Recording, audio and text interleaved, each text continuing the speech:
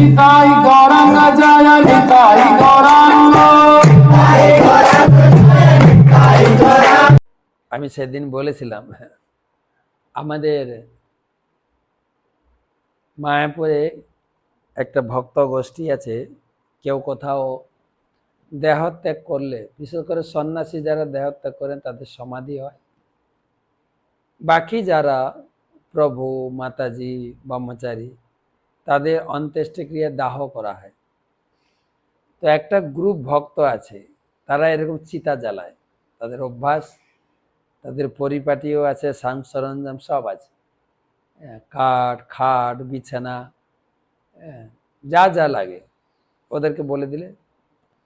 তো কয়েকদিন আগে, মাস 6 আগে আমাদের এক ব্রহ্মচারী দেহ রাখলেন। তো গিয়ে জিজ্ঞেস করছি যে বাস্তবিক পক্ষে একটা ডেড বডি সম্পূর্ণরূপে অন্ত্যেষ্টিক্রিয়া বা দাহ করতে কত সময় লাগে? তো উনি বলছিলেন সাধারণ লোকের থেকে ভক্তদের একটু সময় লাগে, তারপরে ব্রহ্মচারীদের একটু বেশি সময় লাগে। তো এখানে দেখছি বৃত্রাসুরে এত বড় ভক্ত ছিলেন, তার গলাটা কাটতে 1 বছর লেগেছে।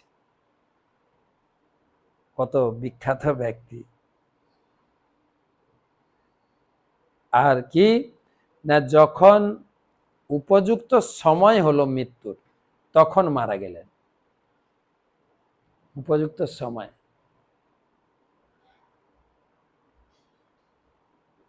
তদা চক্ষে দন্দু ভয় বিনেদু গন্ধর্ব সিদ্ধ্যা সমহর্ষি সংঘা বার্তংঘ্নলিঙ্গৈ তমভীষ্টুবানা মন্ত্রৈ মুতা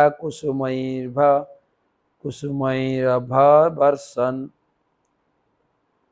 তদা চক্ষে দন্দু দুন্দু ভয় বিনেদু গন্ধর্ব সিদ্ধা সমহর্ষি সংজ্ঞা বার্তংঘ্নলিঙ্গৈ তমভীষ্টুবানা মন্ত্রৈ মুদা কুসুমৈরভ্যবর্ষন। বৃত্রাসুর নিহত হলে স্বর্গে দুন্ধবি বেজে উঠল। গন্ধর্ব সিদ্ধ মহর্ষিরা বৈদিক মন্ত্রের দ্বারা বৃত্রহন্তা ইন্দ্রের স্তুতি করে মহাহর্ষে পুষ্পবৃষ্টি করেছিলেন। বৃত্রাসুর নিহত হওয়ার পর দেবতারা, অন্যান্য দেবতারা খুব আনন্দে পুষ্পবৃষ্টি, নৃত্য, স্তুতি, ইন্দ্রের প্রশংসা করেছে। বৃত্রস্য দেহ নিষ্ক্রান্ত মাত্ম জ্যোতিরিন্দম পশ্যতাম সর্বদেবানাম অলোকং সমপদ্যত। বৃত্রস্য দেহ নিষ্ক্রান্ত মাত্ম জ্যোতিরিন্দম পশ্যতাম সর্বদেবানাম অলোকম সমপদ্যত। হে অরিন্দম, মহারাজ পরীক্ষিত তখন বৃত্রের দেহ থেকে জ্যোতির্ময় আত্মা নিষ্ক্রান্ত হয়ে ভগবত ধামে ফিরে গিয়েছিলেন। দেবতারা দেখলেন যে ভগবান শঙ্কর্ষণের পার্ষদ রূপে তিনি চিৎ জগতে প্রবেশ করলেন। বৃত্রাসুর জানতেন আমি মৃত্যুবরণ করলেই ভগবত ধামে যাব। তাই এখানে সুখদেব গোস্বামী সেটাই সিদ্ধান্ত স্থাপন করলেন। বৃত্রাসুরের আত্মার মুক্তি হলো। দেবতারা দেখলেন যে ভগবান শঙ্কর্ষণের পার্ষদ রূপে বৃত্রাসুর তিনি চিৎ জগতে প্রবেশ করলেন। এরপরে তাহলে দেখেন, বৃত্রাসুর মৃত্যুবরণ করে ভগবত ধামে চলে গেলেন, আর ইন্দ্র এখানেই থাকলেন। সাধারণত লোক বলে এই জগতে বেঁচে থাকাটা হচ্ছে লাভবান। আচার্যগণ কি বলছেন, শ্রীল বিশ্বনাথ চক্রবর্তী ঠাকুর বিশ্লেষণ করেছেন, প্রকৃতপক্ষে বৃত্রাসুরের মৃত্যু হয়নি, মৃত্যু হয়েছিল ইন্দ্রের। তিনি বলেছেন বৃত্রাসুর যখন ইন্দ্রকে তার বাহন ঐরাবত সহ গ্রাস করেছিলেন তখন তিনি মনে করেছিলেন এখন আমি ইন্দ্রকে বধ করেছি, সুতরাং আর যুদ্ধ করার প্রয়োজন নেই, এখন আমি ভগবত ধামে ফিরে যেতে পারি। তখন তিনি তার দেহের সমস্ত কার্যকলাপ স্তব্ধ করে ভগবানের চিন্তায় মনকে একাগ্র করেছেন।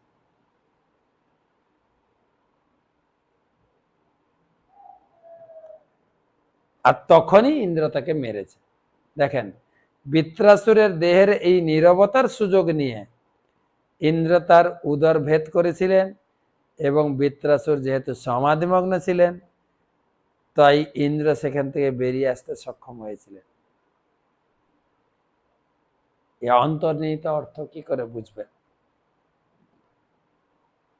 তাই ইন্দ্র তার কণ্ঠ ছেদন করার চেষ্টা করলেও বৃত্রাসুর যোগ সমাধিস্থ ছিলেন, তাই ইন্দ্র তার কণ্ঠ ছেদন করার চেষ্টা করলেও তা এমনই কঠোরতা প্রাপ্ত হয়েছিল, ইন্দ্রের বজ্রের দ্বারা তা কাটতে 360 দিন লেগেছিল। আচার্যগণ এই সমস্ত সমস্যার সমাধান দেন যে একটা গলা কাটতে এতদিন লাগলো, কেননা তার যোগ সূত্র ছিল, যোগে স্থিত হয়েছিল, সেই জন্য কাটা যাচ্ছিল না। প্রকৃতপক্ষে ইন্দ্র বৃত্রাসুরের পরিত্যক্ত দেহটি কেটেছিলেন, বৃত্রাসুর নিহত হননি। তার প্রকৃত চেতনায় বৃত্রাসুর ভগবান শঙ্কর্ষণের পার্শ্বদ্য লাভ করে ভগবদ্ধামে ফিরে গেছিলেন। এখানে অলোকম শব্দে শঙ্কর্ষণের নিত্যধাম বৈকুণ্ঠ লোক বোঝানো হয়েছে। যেরকম পরীক্ষিত মহারাজ তো অভিশপ্ত হয়ে গেছিলেন যে 7 দিনের অন্তে তক্ষক দংশনে তার মৃত্যু হবে। তখন এক লোভী ব্রাহ্মণ এসেছিলেন, সে খুব এক্সপার্ট ছিলেন, যার ফলে তক্ষকের অভিশাপ থেকেও পরীক্ষিত মহারাজকে রক্ষা করতে সমর্থ ছিলেন। তিনি এসেছিলেন তক্ষকের সঙ্গে বাজি লড়তে, তিনি আসছেন বাঁচাবে। তক্ষক তখন একটা ব্রাহ্মণের রূপ ধরে তার রাস্তার সামনে দাঁড়িয়ে বলছে, ব্রাহ্মণ ঠাকুর কোথায় যাচ্ছেন? বলছে, আমি যাচ্ছি পরীক্ষিতকে বাঁচাবো, পরীক্ষিত অভিশপ্ত হয়েছেন, আমি মন্ত্রসিদ্ধ আছি, যখনই তক্ষক তাকে দংশন করবে তখনই আমি তাকে বাঁচিয়ে দেব, মন্ত্র দেব। তো তখন বলছেন, আচ্ছা আমি পরীক্ষা নেব আপনাকে। বলছে, কি পরীক্ষা নেবেন? বলছে, আমি তক্ষক। তাই নাকি? বলছে, হ্যাঁ, আমি এই বটবৃক্ষটাকে দংশন করছি, আপনি এটাকে বাঁচিয়ে দেন। যেই তক্ষক বটবৃক্ষকে দংশন করেছেন, বিষের জ্বালাতে ধীরে ধীরে ধীরে ধীরে দাউ দাউ করে বট গাছটা জ্বলে গেল, পুড়ে ছাই হয়ে গেল, আপনি কে বাঁচান? আর সেই ব্রাহ্মণ তখন মন্ত্র উচ্চারণ করে, তার ইষ্টদেবকে ধ্যান করে মন্ত্র উচ্চারণ করে ধীরে ধীরে ধীরে ধীরে সেই গাছটাকে আবার বাঁচিয়ে দেন। তখন তক্ষক টের পেয়েছেন, আরে এই তো সাধারণ ব্যক্তি না। তো তাকে জিজ্ঞাসা করছেন, আপনি কেন পরীক্ষিত মহারাজকে বাঁচাতে চাইছেন? এটা তো ব্রহ্ম অভিশাপ, ব্রাহ্মণের একটা কি বলে অপবাদ ছড়িয়ে যাবে যে ব্রাহ্মণের অভিশাপ কাজ করছে না। তা আপনি এটা করতে চাইছেন কেন? আমার অর্থ দরকার, আমি অনেক অর্থ পাবো। ঠিক আছে, আমি অর্থ দিচ্ছি, আপনি এখান থেকে ফেরত যান। অনেক অর্থ দিয়ে ফেরত দিয়েছে। তো তক্ষক 7 দিন কথা বলার শেষে তক্ষক দংশন করেছে, শরীরটা দাউ দাউ করে জ্বলছে, বিষের জ্বালা এত ছিল। কিন্তু আচার্যগণ এই পয়েন্টে কথা বলে বলছেন, তক্ষকের দংশনে পরীক্ষিত মহারাজের মৃত্যু হয়নি, বলে কি করে মৃত্যু হলো? না, সে তো সুখদেব গোস্বামীর কাছে ভাগবত কথা শুনতে শুনতে চিন্ময় ধামে চলে গেছেন। তার স্থূল দেহটা এখানে পড়েছিল, ওটাকে তো অন্ত্যেষ্টি ক্রিয়া করতে হতো, চিতায় জ্বালাতে হতো, সেটাকেই তক্ষক জ্বালিয়েছে, দংশন করে। আচার্যদের ব্যাখ্যা দেখেন, যিনি ভগবত কথা শুনেন তিনি তো মুক্ত পুরুষ, তাকে আবার কে জ্বালাবে? তিনি ভগবত ধামে চলে গেছেন, তার পরিত্যক্ত শরীরটাকে দংশন করেন। ঠিক এখানেও সেই কথা, একই কথা বলা হয়। বৃত্রাসুর যখন ইন্দ্রকে গ্রাস করে নিয়েছিলেন, তিনি নিশ্চিত হয়ে গেছেন আমি ইন্দ্রকে মেরে ফেলেছি, আর আমার যুদ্ধ করার দরকার নেই। তখন সংকর্ষণের ধ্যানে মগ্ন হয়েছে, নিষ্ক্রিয় হয়ে গেছে শরীরটা। তখনই পেট ফেটে বেরিয়েছেন, তখনই গলা কাটতে শুরু করেছে। নাহলে গলা কাটা এতটা সোজা? নিষ্ক্রিয় হয়ে গেছিলেন, ভগবানের ধ্যানে মগ্ন। তাই ভক্তদের দেহত্যাগ সাধারণ লোকের দেহত্যাগ অনেক তফাৎ। ভক্তরা ভগবানের ধ্যান করতে করতে এই শরীর ছেড়ে দেন, আর অভক্তদের তো জোর করে শরীরটা ছাড়ানো হয়। দেখেন, একটা মোবাইল ছিনতাই করলে কত কষ্ট হয়। মোবাইল হারিয়ে গেছে আমার, ল্যাপটপ হারিয়ে গেলে আরো কষ্ট বেশি, জমি হারিয়ে গেলে, বাড়ি হারিয়ে গেলে, এখন ফুটপাতে হকারদের দোকান হারিয়ে গেছে, কত দুঃখ। আর এই শরীরটা যখন ছিনিয়ে নেওয়া হবে, একসঙ্গে সব ছিনিয়ে নেবেন ভগবান। শরীর নিয়ে নিল মানে ঘর বাড়ি পরিবার দোকান পদ পজিশন চাকরি সব, কত কষ্ট। কিন্তু বৃত্রাসুরের কোনো কষ্ট হয়, তিনি ভগবানের ধ্যানে মগ্ন হয়ে তার আত্মাকে উন্নতি জায়গায় ভগবত ধামে নিয়ে চলে গেছেন। এই শরীর, মৃত শরীরটাকে কাটাকাটি করেছে ইন্দ্র। তো এখানে এই অধ্যায় সমাপ্ত হলো। ইতি শ্রীমদ্ ভাগবতম ষষ্ঠ স্কন্ধের বৃত্রাসুরের মহিমান্বিত মৃত্যু নামক দ্বাদশ অধ্যায়ের ভক্তি বেদান্ত তাৎপর্য। তো বেশ কয়েকটা প্রশ্ন জমেছে, প্রতিদিন প্রচুর পরিমাণে প্রশ্ন আসছে, এবং অনেক প্রশ্ন আমি উত্তর দিচ্ছি আপনাদের হোয়াটসঅ্যাপে। তাছাড়াও বেশ কিছু অনেক প্রশ্ন জমেছে। কোচবিহার থেকে কৃষ্ণ চৈতন্য প্রভু, হরে কৃষ্ণ মহারাজ, দণ্ডবত প্রণাম। কি করে ভালো ভক্তি করব বুঝতে পারি না, একটু বলেন যদি। মহাপ্রভু তিনটা কাজ করতে বলেছেন, বল কৃষ্ণ, ভজ কৃষ্ণ, কর কৃষ্ণ শিক্ষা। এই তিনটি কাজ করলেই আপনি ভক্তিতে অবশ্যই উন্নতি লাভ করবেন। হ্যাঁ, নিয়মিত হরিনাম, বল কৃষ্ণ মানে হরিনাম, ভজ কৃষ্ণ মানে কৃষ্ণ পূজা, কর কৃষ্ণ শিক্ষা মানে নিয়মিত গীতা ভাগবতম পড়বেন।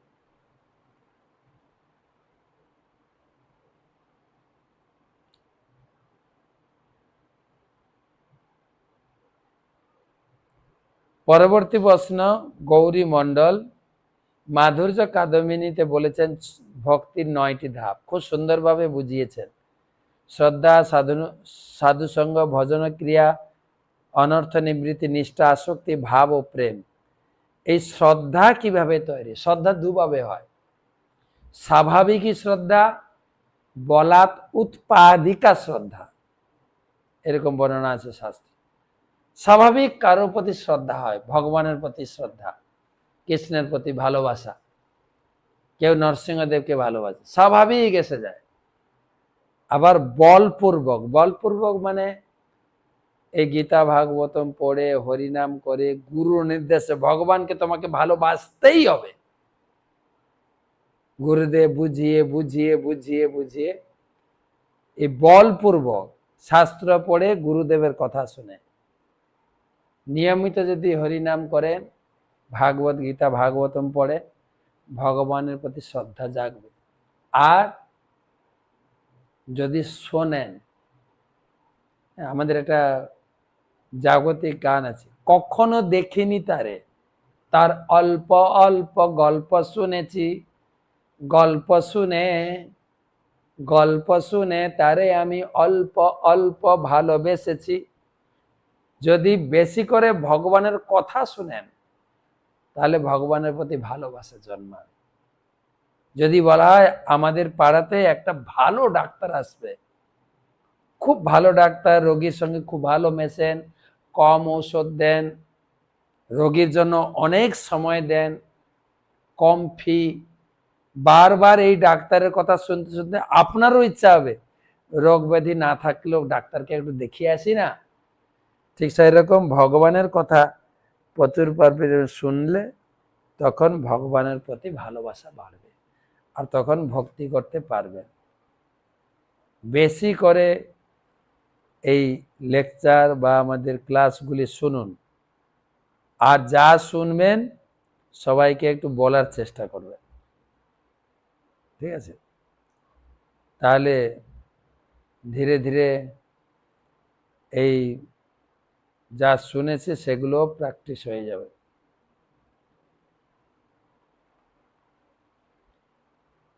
তো এখানে আরেকজন আমাদের নিতাই রাম নির্মল দাস প্রভু প্রশ্ন করেছেন যে ভগবানের একটা শ্লোকে বলা হয়েছে, ভগবানের চরণে আশ্রয় গ্রহণ করলে সর্বমঙ্গলময়, এবং ভগবান তার সেই প্রকার ভক্তের জন্য তিনি অত্যন্ত কৃপা করেন এবং সেই ভক্ত অত্যন্ত সুখ পান। এই যে ভগবানের অসীম করুণা যে কতটা, ভগবান নিজেও খুঁজে পান না, নিজেও বুঝতে পারেন। তো প্রশ্ন করেছেন প্রভু নিতাই রাম নির্মল দাস, ভগবান কতটা কৃপালু ভগবান কি করে বুঝতে পারেন না? আপনাকে বলবো, আপনার ভিতরে কত ভালো গুণ আছে, কত খারাপ গুণ আছে আপনি জানেন না। কেউ হয়তো ভালো গুণ দেখেছে, সে বলবে প্রভু বা মাতাজি আপনি যে কতটা দয়ার হৃদয় ব্যক্তি সে আপনিও জানেন, আমি আপনার কাছে উপকার পেয়েছি। এইরকম ভগবান যে কত ভক্তের প্রতি কতটা উদার, কতটা দিতে পারেন। হরিদাসকে বাঁচাতে গিয়ে তিনি নিজে কতবার মার খেয়েছে, মহাপ্রভু নিজে, মহাপ্রভু নিজে।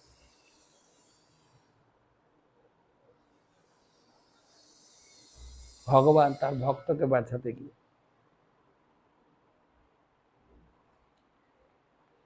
পরবর্তী প্রশ্ন সর্বাণী পাল, মহারাজ আমার 2 সন্তান কাজের সূত্রে বাইরে থাকে, আমার চিন্তা ওরা কি করে ভক্তি জীবনে আসবে, যখন বাড়ি এসে ভগবানের প্রসাদ পায়। আমি ভগবানের কাছে সবসময় প্রতিটি মুহূর্তে একটাই প্রার্থনা করি, ওরা কখন ভক্তিপথে আসবে। আপনার কাছে অনুমতি চাইছি, ওদের জন্য 1 মালা করে যদি জপ করি সে ফল পাবে কি? ভগবান কি তার জন্য কৃপা করেও ভগবানকে শুনবে না? মায়ের কর্তব্য হচ্ছে প্রার্থনা করে, তাদের কপালেও থাকা চাই, তাদের ভাগ্যেও থাকা চাই ভক্ত হওয়াটা। ভক্ত হওয়াটা অত সোজা নয়। প্রহ্লাদ মহারাজ বলছেন নিজের চেষ্টাই হবে না, কেউ চেষ্টা তার জন্য চেষ্টা করলে হবে না, বা উভয় প্রচেষ্টা তো হবে না। কিসের জন্য হবে না? ভক্তের কৃপা কণার দ্বারা যখন সে অভিষিক্ত না হবে, হবে না। তাই ভক্তদের বলুন আপনার ছেলের জন্য সবাই যেন প্রার্থনা করে।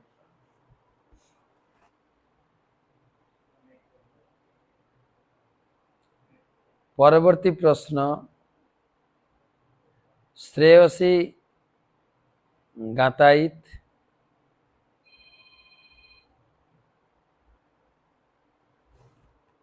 মহারাজ জ্ঞান মিশ্রা ভক্তি, জ্ঞান শূন্যা ভক্তি, এই দুটি ব্যাখ্যা করে বললে ভালো হয়। এটা রামানন্দ রায় বলেছেন। জ্ঞান মিশ্রা মানে জ্ঞানের দ্বারা নির্বিশেষ ব্রহ্ম লাভ হয়, ওই জ্ঞান ভক্তি থেকেও আলাদা করে দেয়।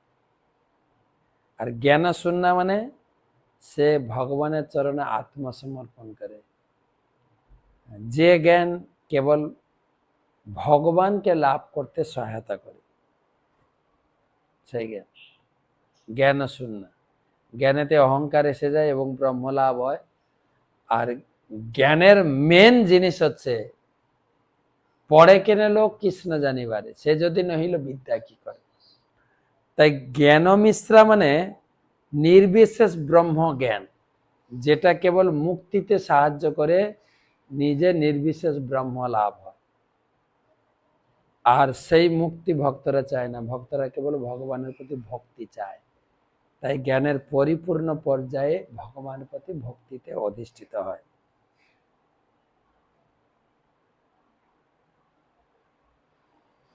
পরবর্তী প্রশ্ন,